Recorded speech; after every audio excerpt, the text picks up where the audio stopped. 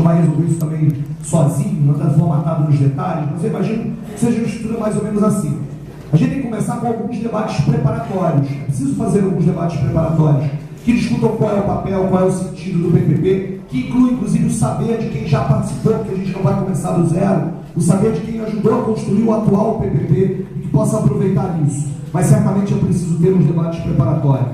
Depois nós precisamos fazer plenárias específicas e aí temáticas para cada específico de cada campus, que ao mesmo tempo possam eleger delegados e constituir grupos de trabalho para cada um dos temas necessários, especialmente naqueles temas que hoje estão desatualizados no atual PPP. Por exemplo, educação especial, por exemplo, educação de jovens e adultos, por exemplo, educação infantil, e aí, de novo, né, por exemplo, a questão curricular, por exemplo, a questão do papel dos departamentos, e por aí vai. Nós temos a necessidade de construir a questão do financiamento, tem toda uma necessidade de colocar grupos de trabalho e, muitas vezes, eleição de delegados para que a gente comece a fazer a constituição das plenárias gerais. E aí, as plenárias gerais culminam na aprovação final do projeto político-pedagógico. Este é o processo. É o processo em que professores e técnicos e estudantes devem estar inseridos no conjunto do processo, mas cada um tem, muitas vezes, especificidades nas discussões importantes que devem estar inseridas no PPP, e, portanto, tem pesos diferentes no momento da decisão desse processo, no sentido de que há muitas discussões que devem estar inseridas no próprio projeto político-pedagógico. É claro que esta é a ideia que a gente está apresentando como princípio, e isso significa debater antes, óbvio, com uma série de atores, se é esse o caminho, como é, qual o prazo, como é que eles funcionam, um detalhamento é no momento depois que for decidido qual de nós dois será o próximo reitor do Colégio Pedro II. Bom, com relação à formação continuada, primeiro é preciso dizer que eu entendi a pergunta pensando para técnicos e docentes, né, no final das contas, no conjunto dos servidores do Colégio Pedro II. Porque tem, de um lado, atacar a questão da capacitação, e da capacitação entendida como processo de formação continuada de todos nós. Sem dúvida alguma, hoje, os docentes dos Campi 2 almejam e anseiam discutir, por exemplo, educação especial, onde é preciso fazer um processo de formação continuada para eles. Sem dúvida alguma, técnicos e docentes que estão atuando no PROEJA poderiam e deveriam ter processos de capacitação sobre a educação de jovens e adultos.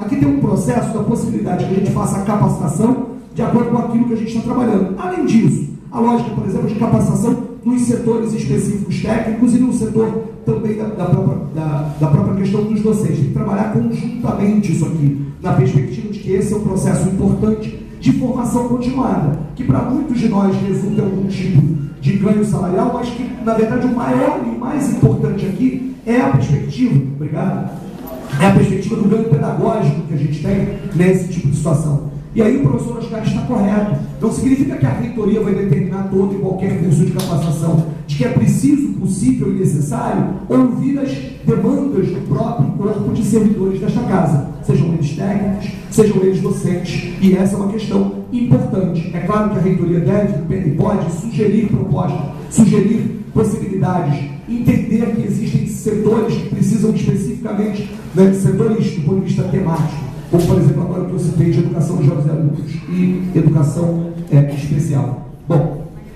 por fim, a terceira pergunta. Mas não é só capacitação, tem também a qualificação.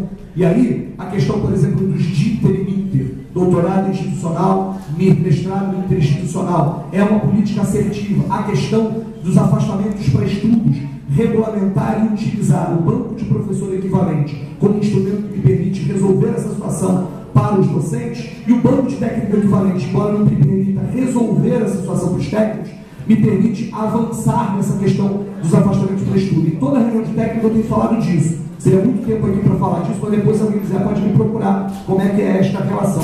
Regulamentar os afastamentos para estudos, instaurar de Inter e Inter, e aí também regulamentar a questão dos mestrados e doutorados do Mercosul, assim como foi para docentes, para os técnicos. São pontos que estão discutindo na questão da qualificação e aí conjunto de servidores. Última pergunta: quais serão as mudanças?